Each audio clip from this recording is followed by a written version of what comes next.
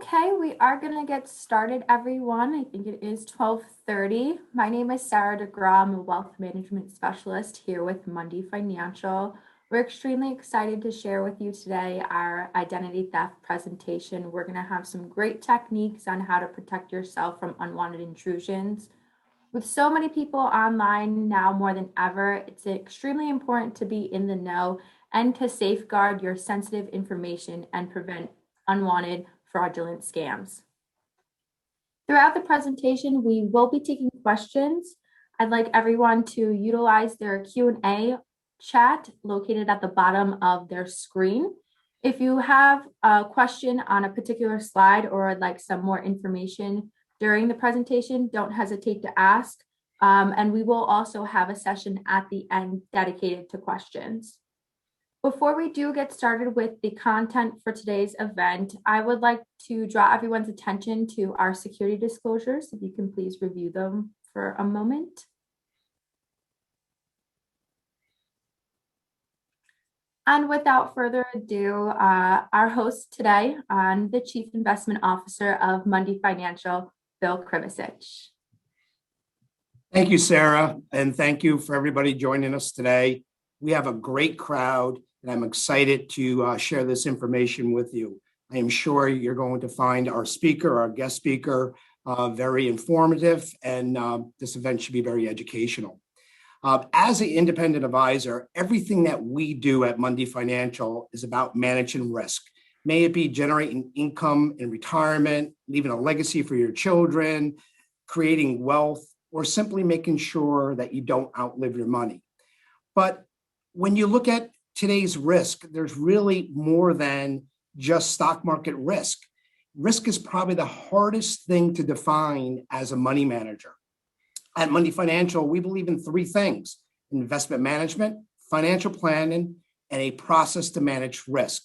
And that's becoming more and more difficult today. Yes, we can create you wealth, but there's so many people out there that are looking to steal it. So we're going to share with you today some simple things that you can do to protect your assets and protect your loved ones. For example, one of the things that we do at Mundi Financial is we do not allow orders or instructions to be implemented via email or voicemail. We form relationships with our clients. We know who you are. We know the sound of your voice. This is important because today everything is so digital. All of our information is out there. You want to make sure that you safeguard everything that you have. So today we're going to share with you some simple tricks, tips, and techniques. And I'm very fortunate to have a world-renowned expert on the webinar with us today. And he's going to share with you the things that you need to do to protect your identity. So with that said, let me welcome Robert Sicilioni from Safer.me. He's a bestseller on Amazon. He's the creator of the CSI Protection Certification Program. He has been helping individuals around the world as well as Fortune 500 companies. So with that said, let me present to you Robert Siciliano. Thank you so much, Bill. And in just a moment, Bill is going to make me co-host, and I'll be able to share my screen. I echo everything that Bill just said. You know, Bill certainly speaks to financial security, right? Mundi makes sure that your money is financially secure. And this is an extension of financial security. It's actually securing your finances in such a way that bad guys can't access them. And you as a stakeholder have some responsibility here, which means that you have to be aware of what to do and what not to do every single time the phone rings or an email comes in, or even if you get something via US Postal.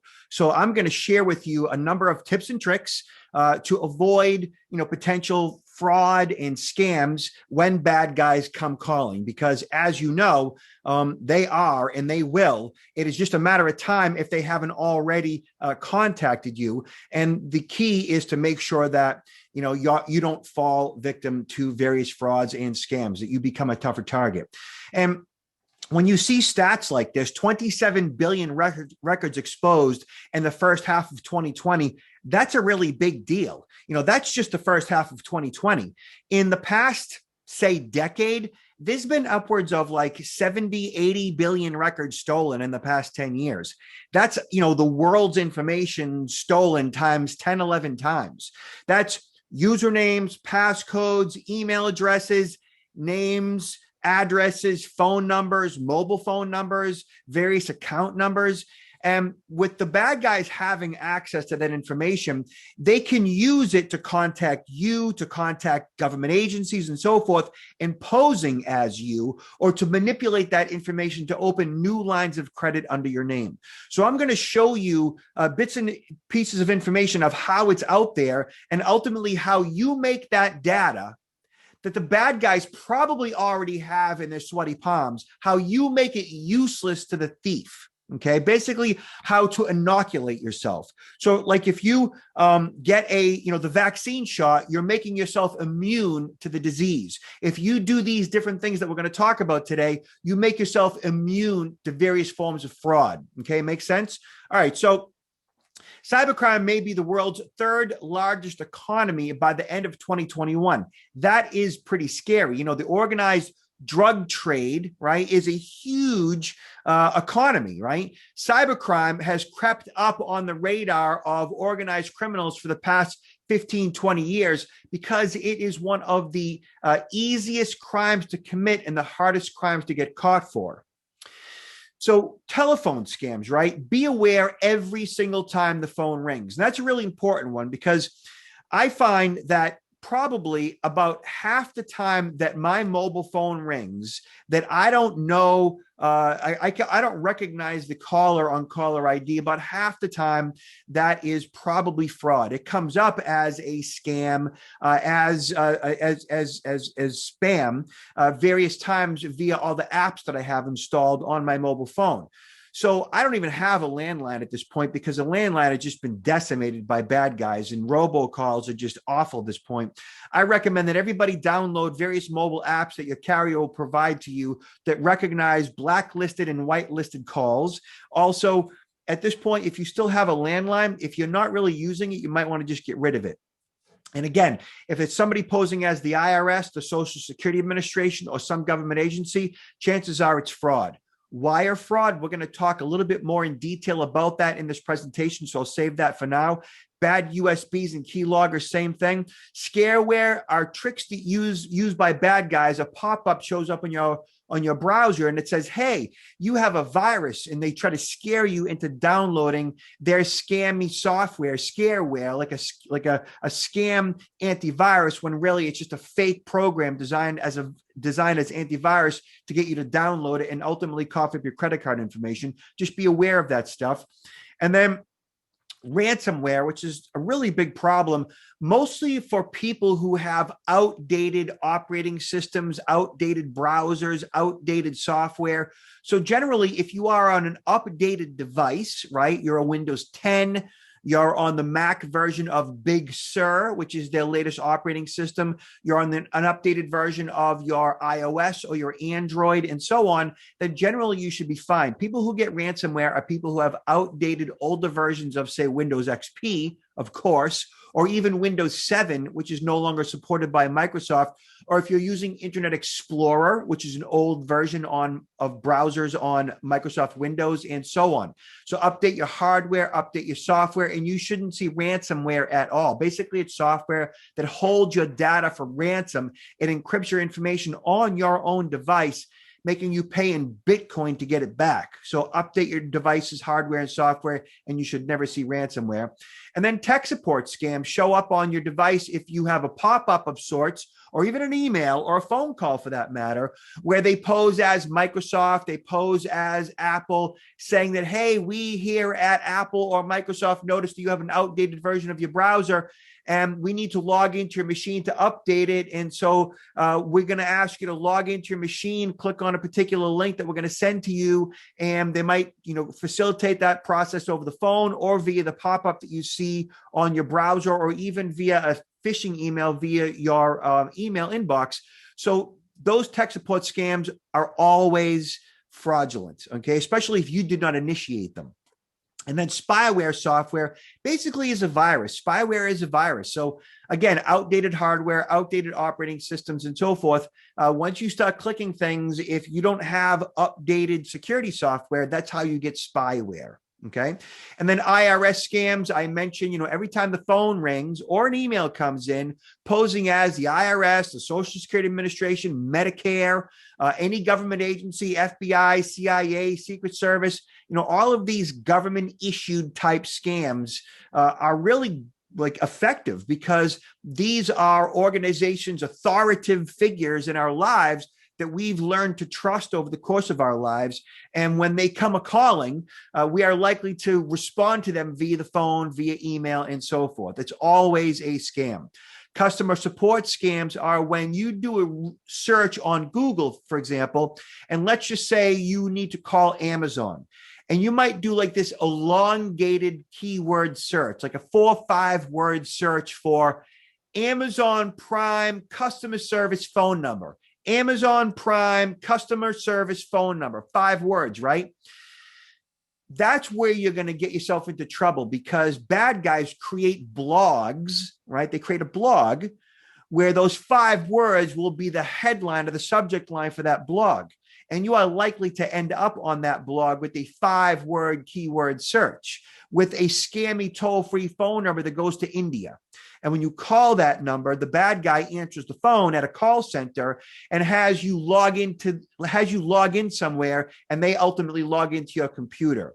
But if you search Amazon phone, right, or is Amazon number, 2 words, on Google, it's going to show up on the first page of search. If you search Google number, it's going to show up in the first page of search. If you search Amazon phone number, 3 words, it's going to show up in the first page of search. Once you get into 4 or 5 word keyword searches for customer service phone numbers, you get yourself into trouble. Always remember that one. And romance scams. So this is a big one because as we get older, you're in your 40s, maybe your 50s or 60s, and maybe even you're in your 70s and possibly your 80s. You may have lost a loved one. You may have been divorced for some time. You may be experiencing loneliness, right? And everybody experiences loneliness at some point in their lives. I experienced it in my early 20s. And when I experienced it, and it's a horrible feeling when you have it, I ended up making really poor decisions in my relationships, meaning that I gravitated towards, in this case, women that were unhealthy for me, but I didn't care because they satisfied that loneliness crave that I had, and they got rid of it for me, even though those relationships were destructive. Loneliness in regards to romance scams play out when people are lonely and they go online and they find somebody or somebody contacts them who shows interest in them and they satisfy that loneliness for them. But the reality of it is, in many cases, that person who contacted you was a scammer, and they will say anything and everything to get you to open up your heart and your wallet. And that really is an effective way to get good people like you and I to part with our funds. And you may not know it until it's too late, until you've wired them a lot of money. Now, you may not be one of those people that could fall for a scam like that, but there very well could be people in your life that will. Romance scams are like $150, $200 million fraud every single year. And romance scams do not make you dumb.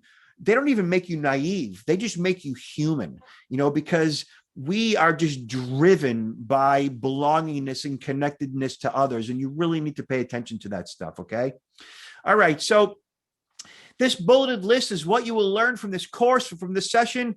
And there's a bunch of things that we need to talk about. I'm going to take you online and show you a few examples of this stuff. So social engineering, like we talked about with romance scams, recognize social engineering scams every time the phone rings, like from a government agency, an email comes in, somebody knocks at the door, and so on. So social engineering is the modern day con, right? The bad guy tries to convince you, right, that they are a good guy. And when you gain your confidence in them, right? So they convince you and you have your confidence in them.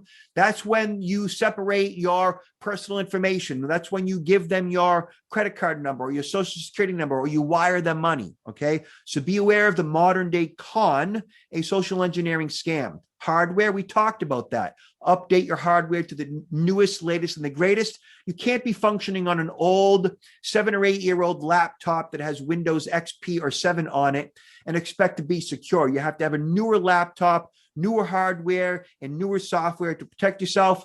Software, again, keep all your software and hardware updated.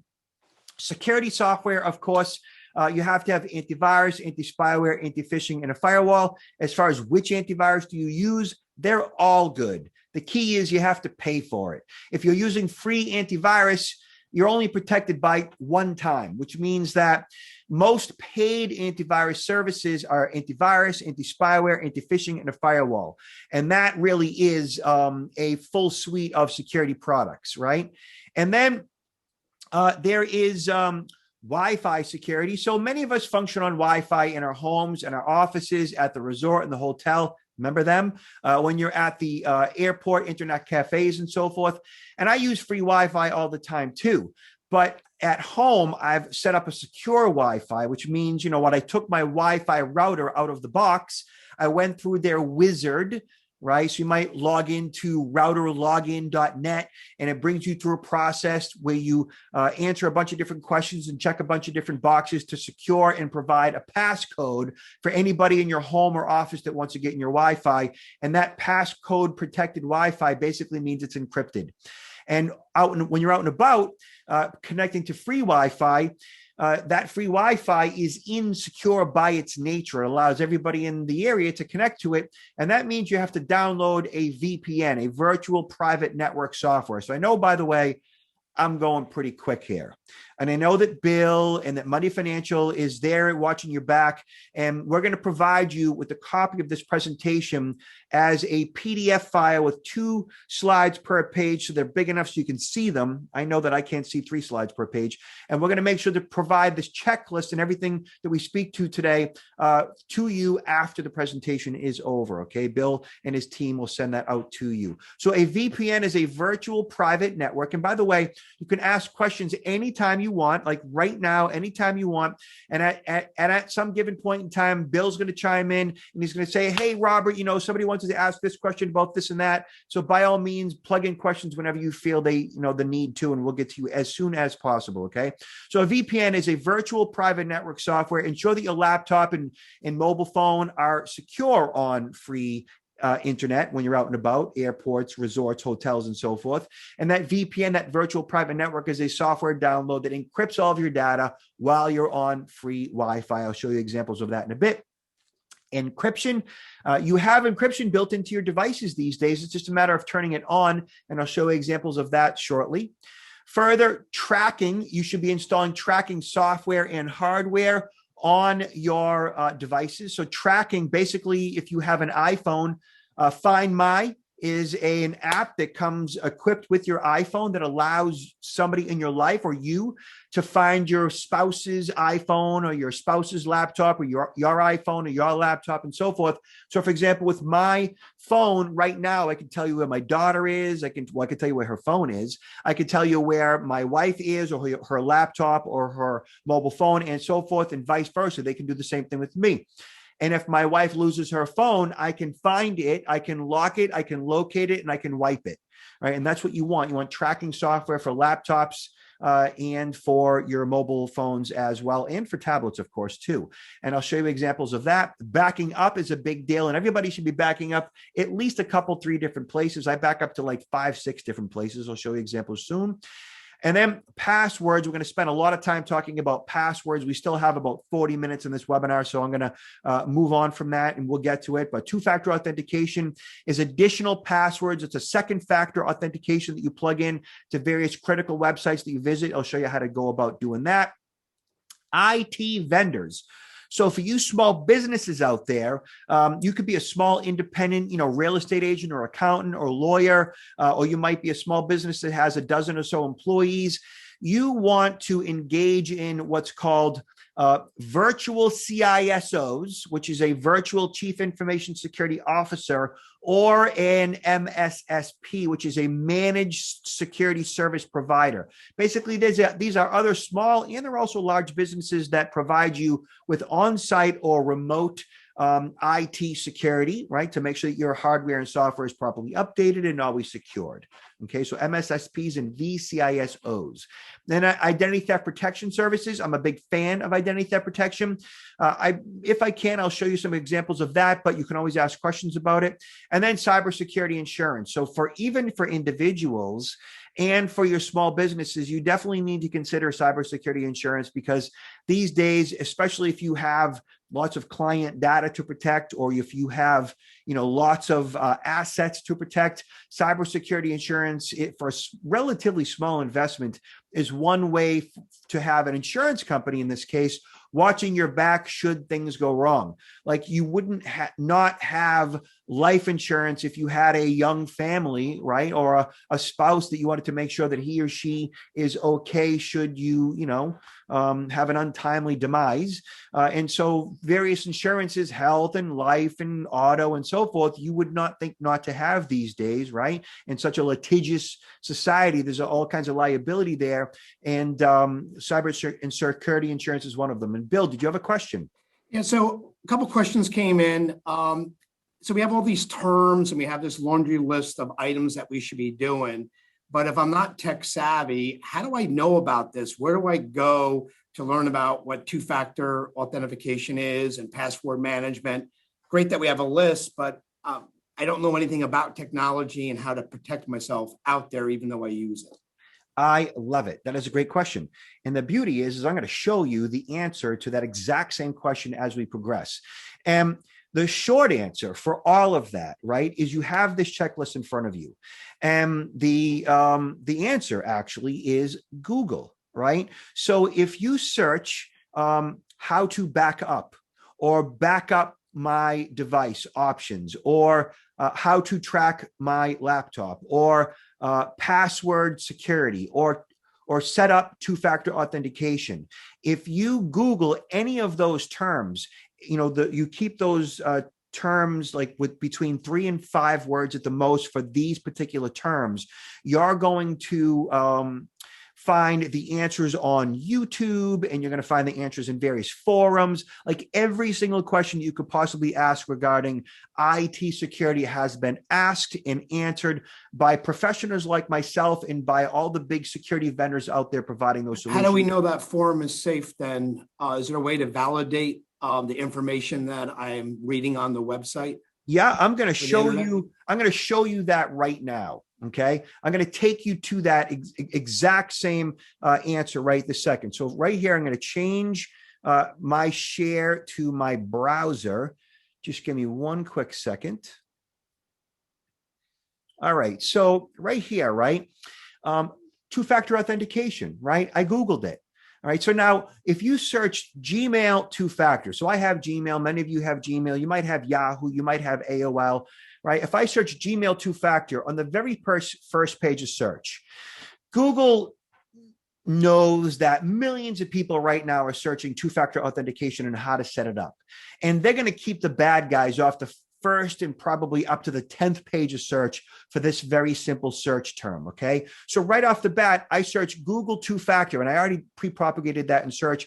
And look at that, at google.com, Google two-step verification. I can click on that. It's going to take me right to Google's tool on how to set up two-factor authentication for your Google account and for your Gmail. Same thing right here, support.google.com. Protect your account with two-step verification. I could do the exact same thing right here, right? And just type in AO, and AOL two-factor authentication pops up. I could do the same thing with YA, and Yahoo two-factor authentication pops up, already propagated in search, okay? I could do the same thing with EB, right? And eBay two-factor authentication. Google already knows that millions of people want to secure their eBay accounts. And if I do the same thing with AM, right? Amazon two-factor authentication. I mean, you see how this works. It's really, really 101, but I'm glad you asked that question, and it's important to know. And it's great to feel good that you can search something and know that in the first page of search, you're going to get there. So PayPal two-factor authentication. How do I enable two-factor authentication for my PayPal account? And it's right there at paypal.com. So what is two-factor authentication? It's when you set up an additional login for your PayPal account. So every time I log into PayPal, which is relatively frequently, I will log in with my username, which is an email address, and my passcode, which is whatever it is for that account. And then when I do so, PayPal sends me a text message to my mobile phone. And I get that text message instantaneously, and it's a 6-digit code that they send to me. And I always will plug in that six-digit code into my browser, and then PayPal lets me in. I do that for PayPal. I do that for eBay, for Amazon. Now with like Gmail and Amazon, I only provide that second factor like once a month, meaning that they only ask me once a month and then the cookie expires. But if you or a bad guy had my email address and my passcode to log into my Amazon account, you wouldn't be able to get in because you'd have to have my mobile phone in your possession in order to get in. Okay. And so that being said, right, if you want to search, let me see, you want to search encryption windows, right? And here's how you go about doing that. You search encryption windows, right, like I already did, right? And you see right here, an advertisement shows up. And then right here, device encryption in Windows 10 pops up, and it'll show you exactly how to encrypt your drive, your hardware, your external or internal drive via support.microsoft.com. And you could do the exact same thing, encryption, MAC, and bang, it shows up right on the first page of search at support.apple.com. And as far as tracking is concerned, because, I had already propagated this stuff, and this is exactly what I intended on showing you, laptop tracking, and there it is, ads that will, and I'll get to you in a second, Bill. Prey Project is a software you can download for very, very short money and sometimes free to track your laptop. And then the last thing, Bill, before I get to that question, is backing up, because I wanted to show you, how to back up your computer. And if you just search how to back up, you're going to find all kinds of vendors, right? And if you search, how to back up Mac or how to back up PC and so forth, you're going to find vendors. And this is a vendor that I found online for really short money. It's Polar Backup at polarbackup.com. And the reason why I'm showing you this particular one is because it is so unbelievably inexpensive. And so you scroll down here, and they have an unlimited plan for like $4 a month. That's pretty crazy, right? That's like crazy cheap right there. You're not going to find anything like that anywhere. Like, that's cheap, when you think about it. So that said, Bill, what's going on? So what does it mean to encrypt the Mac computer or encrypt the Microsoft computer? Great question. So, like, for example, first thing first, like when you buy your computer out of the box, right? When you set it up, there is a wizard, basically. You're going through the setup process with Microsoft, with Apple and so forth. And in that process, they're asking you a bunch of different questions about connecting to your Wi-Fi and entering a passcode for the device. And then at one point, they might ask if you want to encrypt your hard drive or encrypt your data. And some people might not check that box. They might say, do this later, or they might check it. And that process basically is like, if your device is lost or stolen, it makes it much harder for the bad guy to take your hardware, to literally take the hard drive out of your machine, and to just plug that hard drive into an external cable, and then to access the information on that device. Okay. If you encrypted your hard drive in the setup process, then it would be difficult, if not impossible, for that whoever found or stole your laptop to be able to access the information on it. Now, out of the box, if you agreed to or selected or checked encrypt your drive in the setup process, that would not be a problem should your device be lost or stolen. Now, if you, again, search Windows encryption or Mac encryption, you will find a tool, or you'll find the software via the tutorial at Windows or Apple on what that means and how to go about setting it up if you didn't do it when you set up your PC or Mac initially. Okay, great question. All right, so let me see where I am at, and that's all good questions. Let me get to, hold on, my PPT. Please be patient.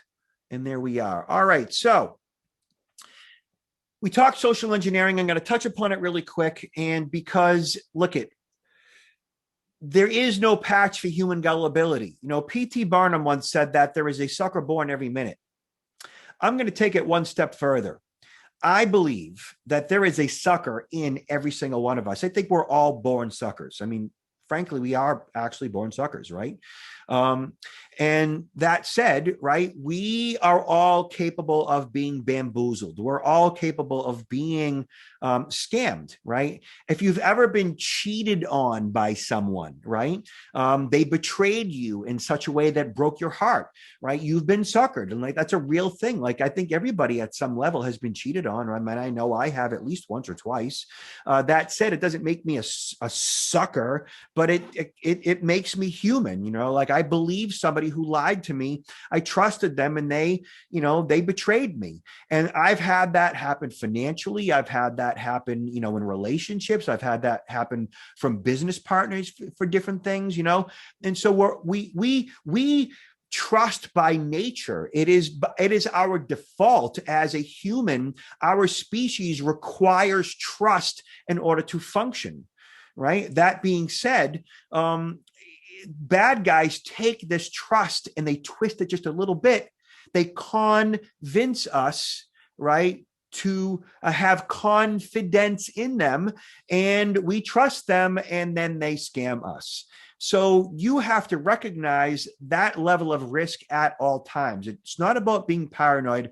It's about being consciously aware that every time an email comes in, every time the phone rings, that they're going to say you're going to lose something. You could lose money. You could lose access. You could lose love, or you're going to gain something. You could gain money. You could gain access. You could gain love, whatever that might be. You could gain employment. They utilize fear. They utilize greed. They utilize sex, love and romance. Like they utilize all of these emotions that we, function on. Like they just prey upon our trusting nature and our emotions and our needs and our wants. They utilize the principles of influence and the psychology of persuasion to manipulate us. There are a zillion books on sales and manipulation for both ethically and unethically, on negotiation, that are all about teaching you how to persuade people. And bad guys use those exact same technologies or those the social sciences to use that against us, to get us to cough up our sensitive information or our money. Okay. And I've said it 1,000 times. They do via email, telephone, or in person. They pose as you to a loved one, to a government agency, or a spouse to you or others, to bill collectors, as banks, utilities, fellow employees, government agencies, and so on, right? Don't just automatically trust by default. Although you kind of need to kind of wake up to that not everybody is trusting. It's like probably 98% of the population you can't trust. It's that 2% that you really cannot. So here's an example of people are still dumb enough to pick up abandoned USBs and plug them in. And you say, well, what does that even mean? So a bad USB is a thumb drive that somebody might drop in a parking lot that looks like it's a thumb drive, right? A storage device, right? And that thumb drive, you see it in a parking lot, you pick it up and you're like, oh, you look at it, it's just 32 gigabytes. Like that is worth like $25. And you put it in your pocket or your briefcase or your bag. And one day you need a thumb drive and you plug it in. And next thing you know, it works. But what you don't know is that there was a virus on that thumb drive. It was dropped in that parking lot specifically so somebody would pick it up. And when they plug it in, it installed the virus on the machine, and that virus calls home over the internet. Where we see bad USBs is like in bank parking lots, in the parking lot of like a major defense contractor somewhere, of a nuclear facility, of a government agency. Bad USBs are dropped in parking lots where anybody could pick it up, that if the CEO or CIO or CFO grabbed a hold of it, it could cause problems for their clients and customers and so forth. Think of it like this, like if you saw a toothbrush on the ground, would you pick it up and use it? No, I know I wouldn't. I don't think you would either. Check out this scam, which is like pseudo legit, right? You can buy it on Amazon. It's called a keylogger. It's a hardware device you install into the back of a PC. And this hardware basically is piggybacked on the back of your desktop into the USB plug. And you piggyback the keyboard in the back of it. And everything you plug into the keyboard all day long is stored in this keylogger device. So you see the male end of it is USB. The female end of it is USB. You plug the keyboard into the back of it, and all day long, that information is stored on this keylogger. Say in a cleaning company might install one of these keyloggers into somebody's computer after hours, and that cleaning company employee would take it a couple of weeks later and unplug it and see what information was plugged into the keyboard over the course of the 2 weeks. We see these in libraries. We see these in business center PCs and hotels. We see these in schools where kids plug them into the back of the teachers' PCs to get access to testing information. Yeah, or to change their grades. And then phishing. Oh, man. I mean, there's so much going on with phishing. There's a zillion phishing emails that we get on a daily basis. Most of those phishing emails go into your spam these days. So you have to be really careful about accessing emails in your spam folder that look like they're coming from Amazon or eBay or FedEx or DHL or even, Bank of America or anyone for that matter. So really stay out of your, spam folder. And if you do spend any time in there at all, be really, really, really careful, because chances are you're going to get hooked. Okay. And this is a big one. So some of you who may be in the process of buying a home, this is a wire fraud scam that I talked about earlier. You might be, buying a vacation home, maybe not now, maybe in 5 years from now. Wire fraud is a really big deal as far as the home closing process goes. And I wanted to bring attention to this to you because it's creeping up to be a $200 million a year problem. So your closing funds may be heading into a cyber criminal. While no one knows the exact number of victims or the extent of the problem, the National Association of Realtors reached out to the Washington Post and said that hundreds, if not thousands, of home closings and it's becoming serious enough that the Federal Trade Commission sent out a warning to home buyers that basically the real estate industry in and of itself is insecure in a number of different ways. And the Post called me, and I said it was just a matter of time until scammers recognized the opportunity to target real estate agents and their clients.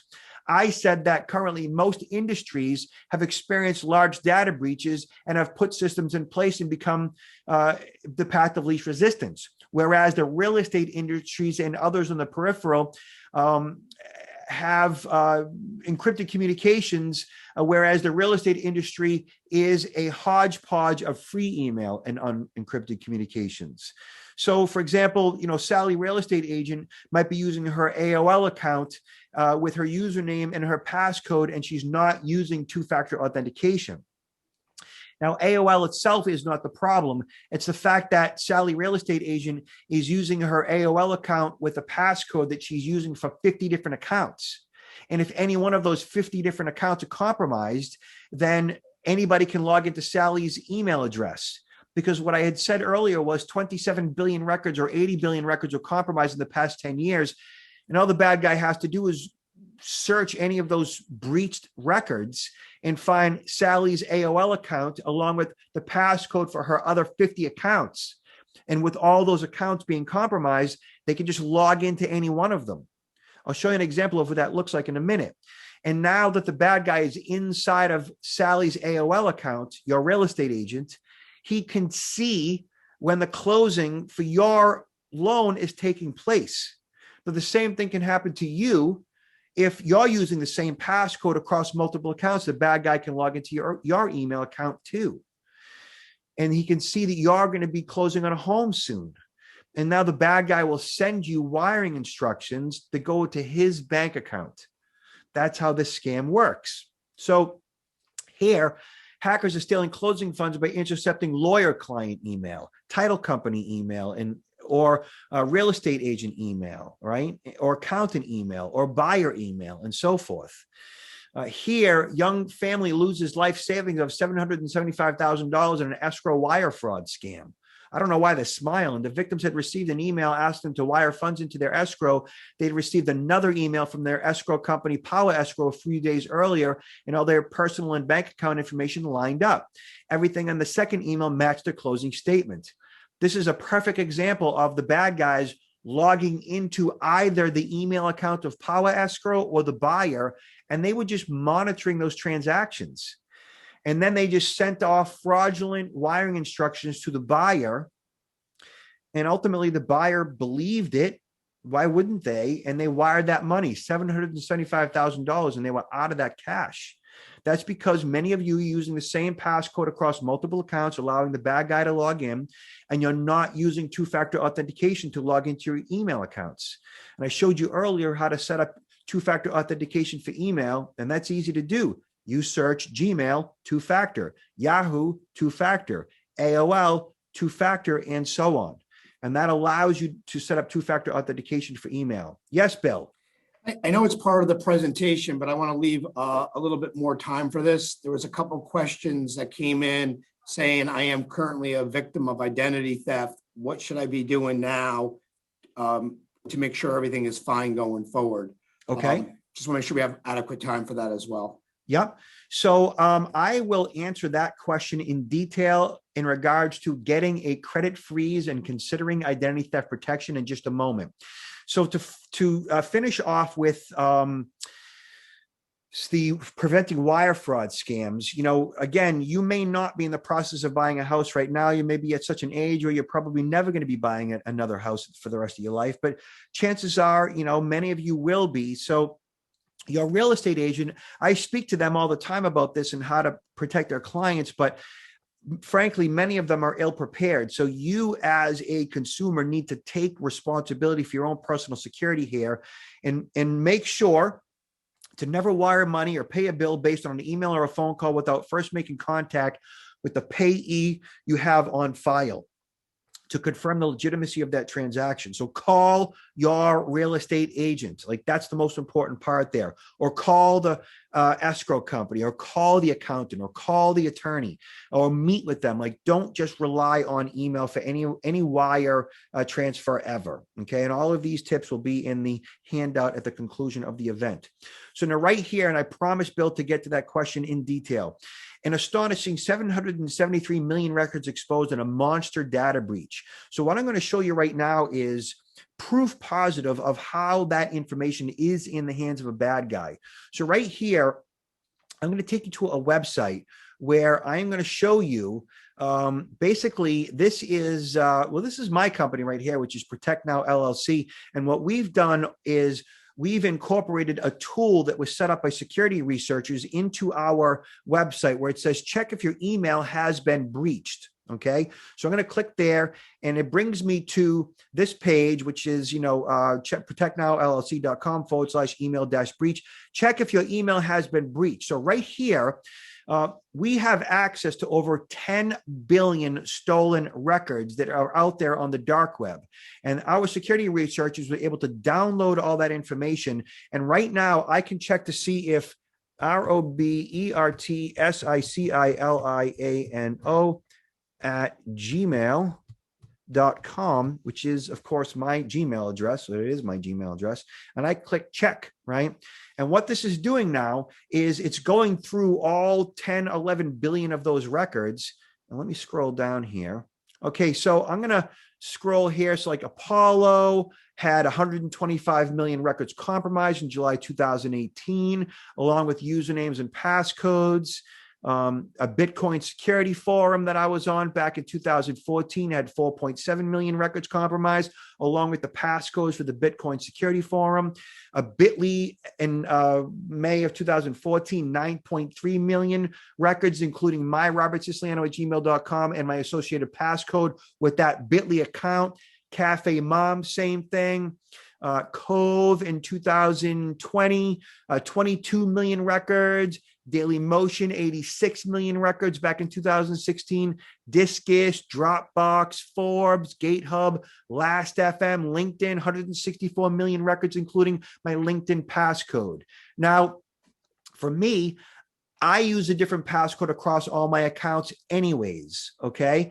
For you, that might not be the case. So it's important that you change up all your passcodes if you're using the same passcode across every single account. You can't do that, all right? You have to use a different passcode. Now, many of you say, well, how do you remember all those different passcodes? Well, you can use a Word document for one. I don't necessarily recommend that, but you can do that, but you should password protect the Word document.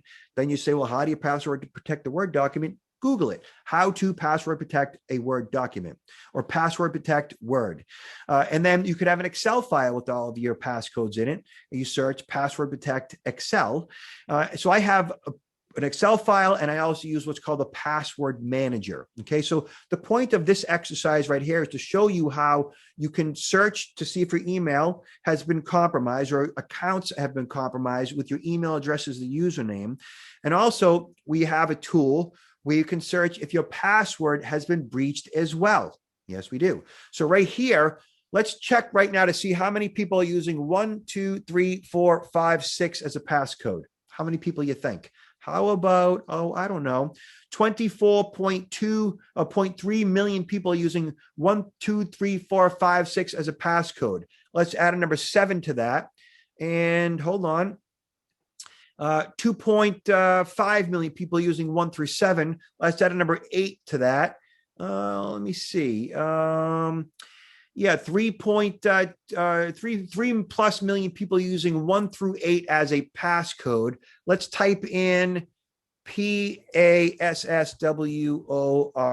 password as a password. And 3.8 million people using password as a password. And the bad guys know this, right? And let's just add number 1 to that, password 1, because it's so much more secure. Yeah, that's 2.4 million people using password 1 as a password. This is not complicated. It's not rocket science. So the best way to manage all your various passwords is by using a password manager. Okay, a password manager is a software program that I talked about earlier to manage all your various passwords. So I use a password manager too. And you say, well, what if the password manager gets compromised? And I'm not worried about the password manager get compromised. I'm worried that you're using the same passcode across multiple accounts.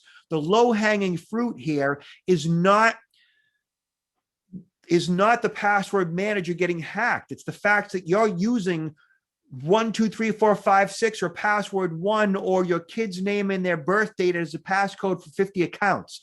That's all the low-hanging fruit. That's how the bad guys are getting access to 80 million stolen records. It's because of poor password management is the majority of that. Whereas if you use a different passcode for all of your accounts and use a password manager software, then you're going to be so much more secure than everybody else and also add two-factor authentication on top of that. So what's the best password manager out there? I tell people right here to do a quick search on Google for password manager. And when you search password manager, you're going to see it on the very first page of search, this article from PC Magazine. Now right here, right? This article talks about Keeper and Dashlane and LastPass and Bitwarden and LogMeOnce and Password Boss and 1Password and RoboForm. And they talk about how it works across Mac and PC and iPhone and Android and how it works on all your various versions of your browsers and so on. Okay, and it talks about how much they cost, whether it's a one-time license or a lifetime license and so forth. Okay, so search password manager and research your options for password managers. And don't worry about the password manager getting hacked. If you're using the same passcode across multiple accounts, that is the problem. Now, before I talk about how to prevent pure identity theft by getting a credit freeze, I want to talk about tax-related identity theft and then unemployment-related identity theft too. So right here, right, is basically IRS-related, tax-related fraud where somebody opens up new lines of credit under your name. I'm sorry, when somebody files your taxes under your name, is happens to about 10 million people a year. Right, so somebody gets your refund before you do because they filed taxes under your name prior to you doing it. And that's easy to do because the IRS, to a certain degree, functions in the honor system. And so the way in which you protect yourself to protect yourself from IRS related, tax related identity theft is doing a quick Google search. And I did one already for IRS identity theft affidavit. See it right there, IRS identity theft affidavit. And right there on Google, you're going to see irs.gov/whatever, form number 14039. Even if you search IRS form number 14039, you're going to find this document on the very first page of search at the .gov website. And right here, you fill out all this basic information and you send it into the IRS. It's pretty easy to do. Now, right here, I'm going to point something out to you. It says right here in section B, and you either check box number 1 or check box number 2. Box number 1 says, somebody used my information to file taxes, including being incorrectly claimed as a dependent. If that's true, check box number 1.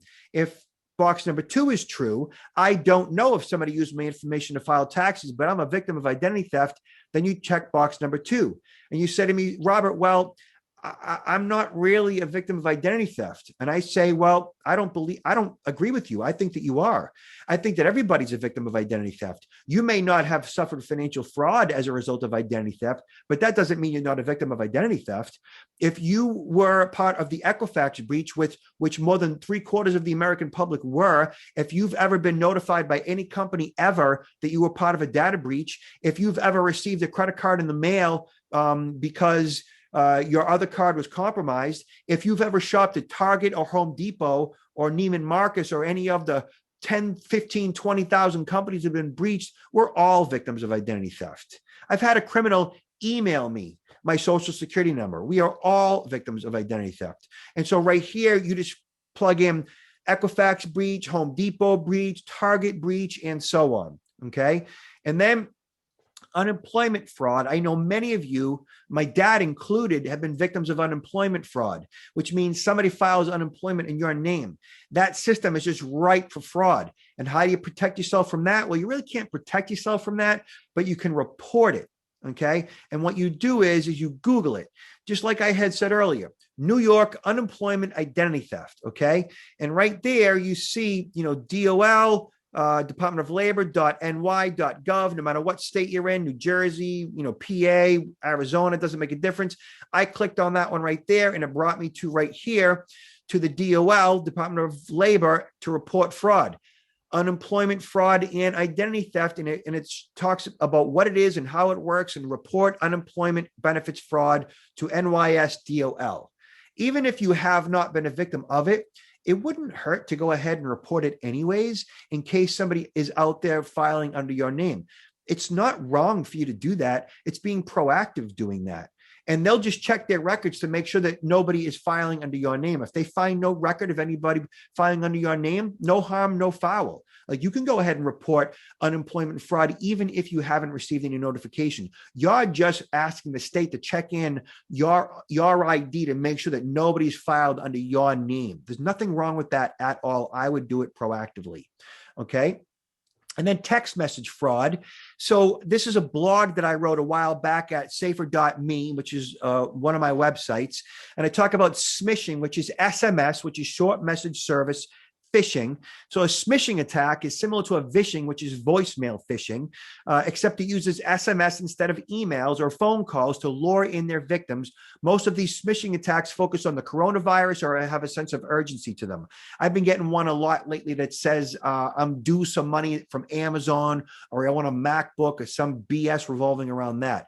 Anytime you get a text message that is a too good to be true, or it's from Amazon or eBay or PayPal, or it's from some company that you might do business with, or it's to update your phone or update your account or whatever, just be leery of that. Now, if you have set up two-factor authentication right? And you sign up for an account or you sign up for two-factor authentication and you have to log in and then get your second factor via, your text message from PayPal. If you've just requested two-factor authentication, obviously it's fine to take that code and plug it into your computer. All right. Now, as far as protecting yourself from identity theft, let me show you something really quick right here. And I know we are coming down to the wire here, and you guys have been really patient and asking really good questions as well. All right, so let's talk about the Equifax breach, right? Because the Equifax breach was like the creme de la creme, the key to the kingdom. It was like one of the worst breaches ever, where 100 and almost 50 million people were victims of identity theft, okay? Bad guys got social security numbers, driver's license numbers, credit card information, names, addresses, phone numbers for millions and millions of people. And this particular breach was like the poster child for like what not to do. And Equifax, frankly, is not really a good company. They still make it really difficult for their consumers to protect themselves. And, I'm just not a fan. That said, you need to protect yourself from identity theft by first and foremost getting a credit freeze. Okay, so if you are a victim of identity theft, or if you don't know you're a victim of identity theft, or if you don't want to be a victim of identity theft, the first thing you need to do is get a credit freeze. Now, if you are a victim of identity theft, the most important thing to do is to check your credit reports. When you check your credit reports, you look on your credit reports to see all the various lines of credit that are open under your name. So your credit report, of course, is like getting your blood done, and you see what's going on with your blood. Well, a credit report, you see what's going on with your financial accounts or any extended lines of credits that are opened up under your name. And you look to see on your credit report of any unauthorized accounts that appear. And if there are any unauthorized accounts, you refute those accounts by calling all those entities and disputing them. That's easy enough to do. Now, if you want to check your credit report, you can do it at freecreditreport.com. I'm sorry, annual creditreport.com. Freecreditreport.com, I think, goes to Experian, which you can still get at Credit Report Experian. But annualcreditreport.com, you get all three credit reports: Experian, Equifax, and TransUnion. Otherwise, you want to freeze your credit. So what is a credit freeze? Let me show you what a credit freeze is right now. And this is a really important tool that is free to you right now. All right. So I go on to Google. My kids say, they're going to get me get me a t-shirt that says, just Google it. So right here, I search credit freeze TransUnion. So what is a credit freeze? And by the way, when you search credit freeze TransUnion, Google automatically propagates credit freeze Equifax and Experian credit freeze as well. These are all safe searches on the first page of search where the results will show. So I search credit freeze TransUnion. I click that link and it brings me to this page right here. So this is TransUnion, one of three credit bureaus: Experian, TransUnion, Equifax. And a credit freeze, also known as a security freeze, is the best way to help prevent new accounts from being opened in your name. This is how you prevent new account fraud, which is pure identity theft. It's absolutely free to freeze and unfreeze your credit, and it won't affect your credit scores. Okay. So my credit's already frozen. So if I want to go to the dealership tomorrow and lease a vehicle, I'm going to call the dealership up tonight. And I'm going to say, hey, Jim, who's my salesperson at my dealership, and say, hey, I'm thinking about coming in tomorrow and leasing a car. Which credit bureaus you guys checking these days? Who do you work with? Oh, we work with TransUnion and Experian. And he'll say to me, I'll send you a link so you can go online and we can check your credit online automatically. So when you come into the dealership tomorrow, your credit looks good to us. Okay. I'm like, fine. So what I'll do is I'll go to TransUnion and Experian right now, and I'll log into their website, like right here where it says unfreeze. Right? Unfreeze my credit. Allow lenders to access when you apply for new credit. So I'll log into TransUnion and I'll unfreeze my credit, which is easy enough to do because it's me. I already have an established account with TransUnion. I already know my credentials, my username and my passcode. It's all saved in my password manager. So I log into my TransUnion account and I temporarily, not permanently, unfreeze my credit. It happens pretty much instantaneously. I come to a dashboard within TransUnion and I temporarily unfreeze my credit for today, whatever today's date might be. And I have it refreeze automatically for like 5 days from now. Give the dealership a few days to check my credit, to do whatever they got to do. Or for whatever reason, if I can't make the dealership tomorrow, I got, diverted or whatever, detoured, then I go in, a couple of days later, I give myself a little bit of a grace period. So I'll have it refreeze automatically in a few days. And if I want to go to Experian, then I search or go to my password manager, I search Experian credit freeze, and I plug in the exact same information. So here, where it says freeze my credit, help control who can access my credit information, freeze anytime for free, won't affect your credit score. If some of you had that question, I click add freeze, and it brings me to, basically, it's an affidavit, and it's okay to give them your information. It's the credit bureaus. They have it anyways. First name, last name, city, state, and zip, email, phone number, last 4 digits of your social security number, click submit, and just go on with the process to begin to set up an account with your with the 3 major credit bureaus. Experian, same exact thing. A security freeze is designed to prevent credit, loans, and services from being approved in your name without your consent. That's the whole point. That protects you from identity theft. A security freeze is designed to prevent identity theft and so forth. First name, last name, city, state, and zip. And then your social security number, date of birth, email address, and confirm your address and so forth. They want a PIN code, which is good. You want that. You click agree and you click submit. Okay. So these are the tools that you use in order to make your social security number, in this case, useless to a thief, right? You make it impossible for them to open up new lines of credit under your name with a credit freeze. If you want an extra layer of protection, consider identity theft protection services as well. All the services are basically good as long as you have a service that monitors your credit. If they search your information on the dark web, that's fine. The most important thing really with identity theft protection is that they have some type of a restoration component should things go south, should you become a victim of identity theft. And pretty much all identity theft protection services provide restoration, which means they have experts that will work on your behalf should your identity get stolen, whether it's new account fraud, account takeover, tax, medical identity theft, and so forth. Even though identity theft services cannot protect you, they cannot protect you from medical identity theft, IRS related tax fraud, criminal identity theft in some cases, right? They can't protect you from that stuff, but their restoration component is there to watch your back, to basically provide you with experts to clean up the mess should that happen. Okay. Bill, any questions or comments at this point? Yeah, so we have a question. We talk about like Home Depot and other places getting hacked. Yeah. How long do we have to worry about that? That seems to be like a question that's coming out. Like, I wasn't aware that this company got hacked. It's 5 years later. How long do the bad people keep this data if there's 150 million records that were stolen? I mean, are they always out there in the black economy, or do they eventually disappear and I don't have to worry about it? So the information is out there in perpetuity forever for the rest of our lives. And as far as how long do I have to worry about it? First of all, I don't worry about any of this stuff. I really don't. The fact that a bad guy emailed me my social security number, I could care less. I thought it was kind of funny. I don't really worry that a bad guy has my social because I have a credit freeze, because I have identity theft protection. I frankly believe in the vaccine. I've been vaccinated, and I have no problem being face-to-face with somebody who has coronavirus because I've been vaccinated. That being said, that's not a problem for me. I've inoculated myself from the disease, from the virus. Same thing with getting a credit freeze and having identity theft protection. You do these things to protect yourself from the bad guy, from the virus, so that you reduce your risk. The information is going to be out there in perpetuity.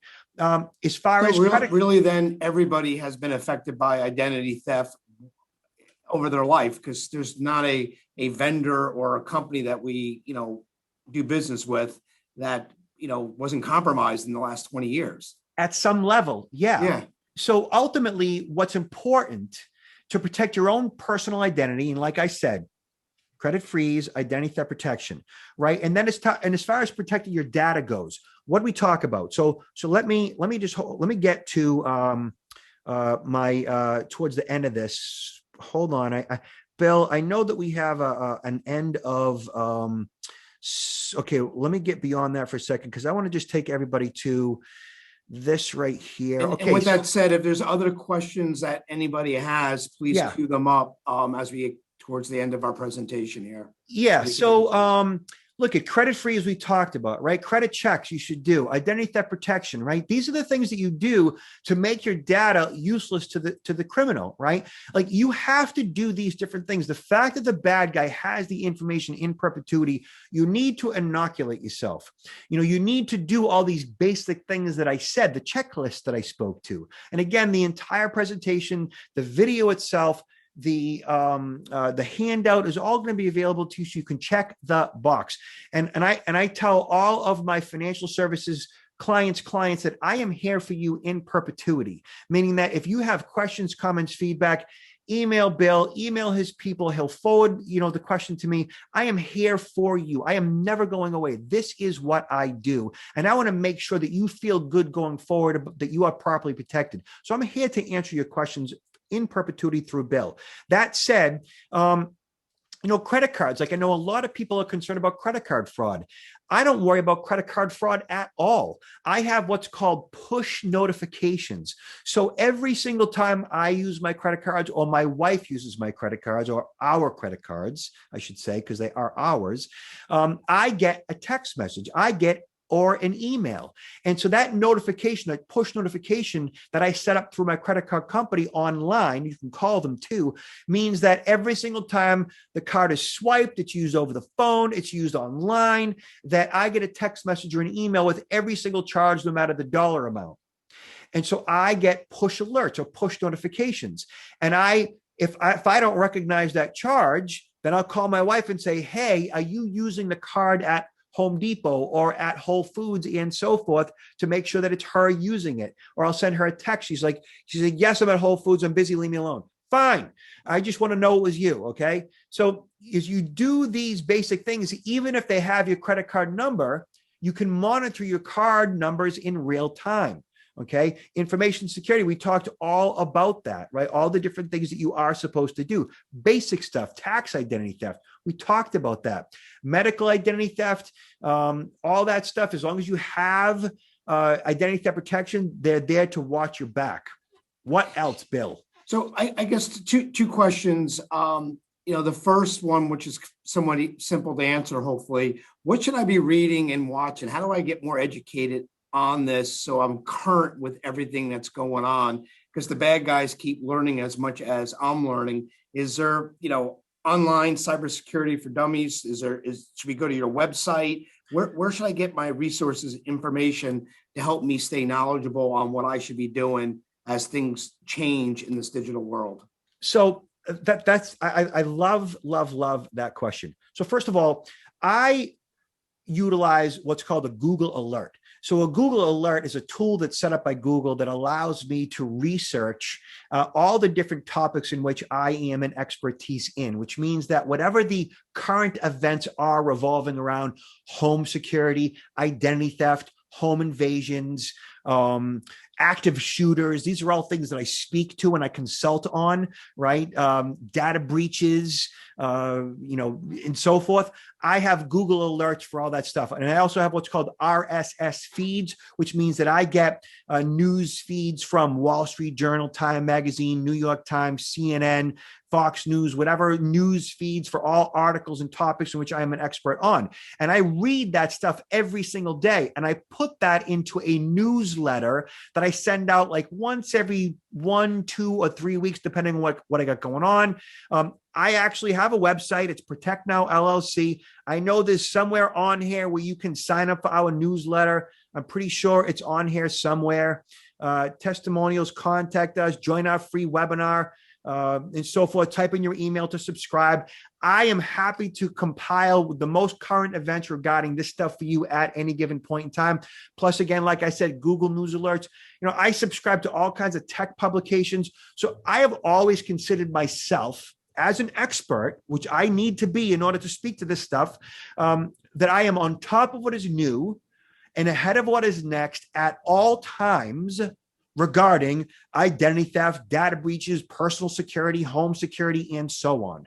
Right. So that's what I've been doing since I was 17. And yeah, and so I have to be on top of what is new and ahead of what is next. So when CBS morning radio show calls me, hey, Robert, did you hear about the data breach at Home Depot? Well, yeah. Can you be on air in the next 20 minutes? I certainly can. And why can't I? Because I've already been up at 6 o'clock in the morning, and my feeds have already told me what's been going on the night before, and they want to do breaking news first thing in the morning. Bam, I'm on it. So this question might be a little bit more involved, and I hope we have time for it. And I'm going to try to paraphrase it because there've been a couple. I'm okay with my identity and protecting what I'm doing, but how do I protect my elder parents that are 70 and 80 years old, where technology is something that they're just learning, they're just doing the FaceTime with the grandkids? How do I help educate them so they're not victims when I'm not an expert? Bill, I love your clients. That's a great question. So number one, your parents and your children, 17 and under children, right? Or at least, underage, should all have credit freezes. Okay. So everybody should have a credit freeze. You, them, older, younger, everybody should have a freeze. But my parents don't know how to get onto a computer. That's what I'm sensing. They're not into all this. Yeah. Well, you can walk. So my next thing was, you as the administrator of this process, as the one who at some level is responsible for those people in your life, right? So my mother-in-law is 89. We froze her credit like 9 years ago. We took responsibility for that. We got her very first iPad some years ago, and we monitored that device, and we froze her credit, monitor her technology. We co-sign on her bank accounts. We have control over pretty much the majority of her finances at this point, at a level where she really can't do or make any big, huge payments or transfers without us knowing about it. Now, you may not currently be in a situation, or your parents may not be in a situation where that might be necessary, but over time, it might be a consideration should they be, lonely or not really technically savvy or maybe naive or vulnerable. You make that decision. They may be one of those people that may not want you to do that either, but you gently and gingerly ask those probing questions to find out what's going on. The follow-up question would be, that was part of it, can I freeze the credit of my parents that are up in age? Well, yeah. So we froze Mary's credit, but it required my wife to sit down with my mother-in-law while it was occurring, because there were questions that are asked through the vetting process, because they ask knowledge-based authentication questions while you're setting up your account at the credit bureau, because they want to know nobody can answer. Yeah, knowledge-based questions that only you should be able to answer.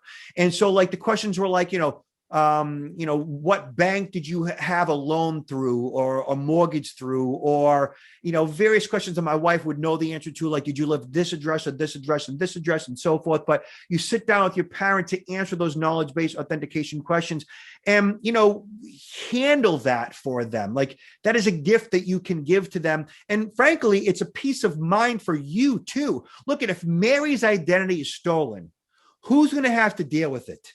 Me. If my dad's identity is stolen, if my mother's identity is stolen, if my kid's identity is stolen, I'm the one that's going to have to deal with that. So proactively, you want to take charge of that stuff. So if you are even somewhat technically savvy, you are in a position to walk them through that process. And I don't think that anything that I said today is beyond any of your capacity. And if you are capable of logging into a Zoom meeting, you are capable of doing everything that we talked about today. And even if the Zoom meeting, logging in for whatever reason, was not all that smooth for you, you made it this far. Absolutely. Yeah. Great. I think that wraps up our questions. I don't know if you have any closing remarks, Robert. to finish up the webinar. I thought it was very informative. Everybody that attended is going to get the slides and the presentation. I know there was a lot of information there, and sometimes you have to see and hear things more than once to let it sink in. But hopefully everything hopefully everybody understood what went on today. Yeah, Bill, I couldn't agree with you more. And listen, when I say this is 101, like, I know that I spoke a little fast at times. I know that I gave you a lot of information, but I do know that all of this information is there for you to review with your loved ones, by yourself, coffee on Sunday morning, that we have various checklists that you can work with. And I know that if you walk through these processes, if you have any questions, if you have any feedback, any concerns, email Bill. His people will get in touch with me. I am known for responding to 5-10 questions via email on a Sunday morning or whenever, and responding often within 24 hours and mostly within 10 minutes sometimes, depending on the situation. I'm pretty good about that. And like, I am here for you. Bill is here for you. This is all easy stuff. And you look at Bill has his version of financial security, right? Making sure that you're building wealth, your money's, financially secure in the markets and so forth. This is my personal version of financial security. Like, I am here to protect you from bad guys, and Bill wants to protect you from bad guys too. And you should feel good about that. And you have to take a level of responsibility for that. And it's easy, and you should not feel fear in this process. You should feel empowered by it and walk through this, and you will feel accomplished by doing these basic things that we're talking about. Okay, great. Well, I thank you, Robert. I thank everybody for attending. I know we went over a little bit past our time. I think there's one question that just came in. We'll see if we can answer this. They're thanking us that we're going to send out the presentation so they can digest it. Definitely. All right. Thank you, everybody. Thank you for joining us. And if you have any questions or feedback, please send it to info@mundyfinancial.com. And everybody, enjoy the day. Thank you very much. Thank you, Bill. Thank you.